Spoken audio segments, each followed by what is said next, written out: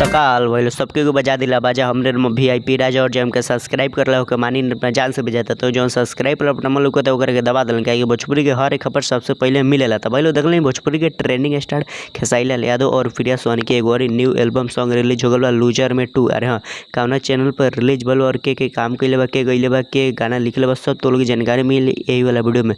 तो यही वाला वीडियो के शुरू से लेकर एंड तक देख लेंगे। बाकी अब तक चैनल के सब्सक्राइब नहीं करे तो सब्सक्राइब बटन दबा के हमरा से जुड़ जाने के भोजपुरी के हर एक खबर सबसे पहले देखे के और सुने के मिलेला। तो पहले देखल नहीं भोजपुरी के ट्रेंडिंग स्टार खेसारी लाल यादव के ये वाला जौन गाना बा लूजर में 2। अरे हाँ बहुत साल पहले ही रिलीज हो गया 1 वर्जन। अरे हाँ आज से 13 साल पहले रिलीज हो गया 1 वर्जन बे म्यूजिक के यूट्यूब चैनल पर लूजर में 2।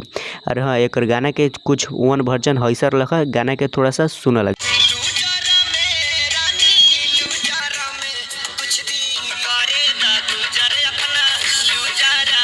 तो भाई लोग अभिन खेसारी लाल यादव के तो लोग 1 वर्जन गाना सुनला लेकिन कुछ दिन और करे द गुजर रे धनी लूजर में। अरे हाँ ये बहुत साल पहले ही गाना रिलीज हो गया 1 वर्जन लेकिन भाई लोग 2 अभिन रीमेक होता। अरे हाँ अभिन 2 रीमेक होता खेसारी लाल यादव के गाना। और हम भाई लोग कब तक ले आई कब में के काम कैले बस सब तो लोग जानकारी मिली यही वाला वीडियो में। तो लेकिन बता दी कि हमें काम के कैले बा। तो पहले देख ली म्यूजिक डायरेक्टर बना प्रियांशु सिंह और भाई लोग गईले बना खेसारी लाल यादव और शिल्पी राज गईले बड़ी और भाई लोग इफेक्ट में काम करियन प्रिया सोहानी। अरे हाँ भाई लोग प्रिया सोहानी काम कर सकते रही पूरा 100% नहीं है कि हाँ प्रिया सोहानी ही काम कर सकते रही भाई लोग और केहू भी काम कर सकता है कि पूरा 100% खबर नहीं है निकल के आयल कि हाँ प्रिया सोहानी काम करिए। रानी एक्टर भी काम कर सकता रही आस्था सिंह भी काम कर सकता रही क्या भोजपुरी के कोई भी हीरोइन काम कर सकता नहीं क्या कि ये वाला गाना में मतलब पुराना गाना बा ये वाला हमारा नहीं लगती हाँ प्रिया सोहानी के में रखियन खेसारी लाल यादव क्या कि एक गाना में कहल बना कि हम रखें तो ओकरा बाद कहीं फिर कहीं तो आ सकता रही। बाकी वो जो गाना रखा लूजर में 1 वर्जन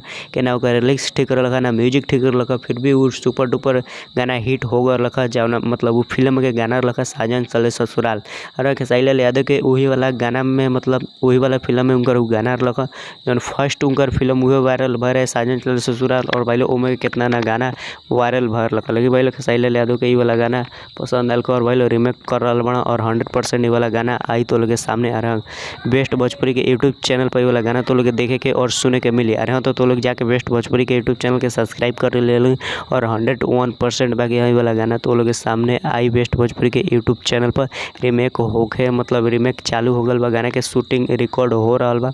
और भाई लोग तो लोग के बहुत जल्दी पोस्टर और ट्रेलर रिलीज हुई बेस्ट भोजपुरी के यूट्यूब चैनल पर तो लोग जाके जरूर सब्सक्राइब कर लेंगे। बाकी तो लोग आज की वीडियो कैसा लगा अच्छा लगे तो लाइक कर लें और चैनल के सब्सक्राइब कर लेंगे बाकी वीडियो को शेयर कर लें। तो चलो फिर मिलते हैं अगला वीडियो के साथ।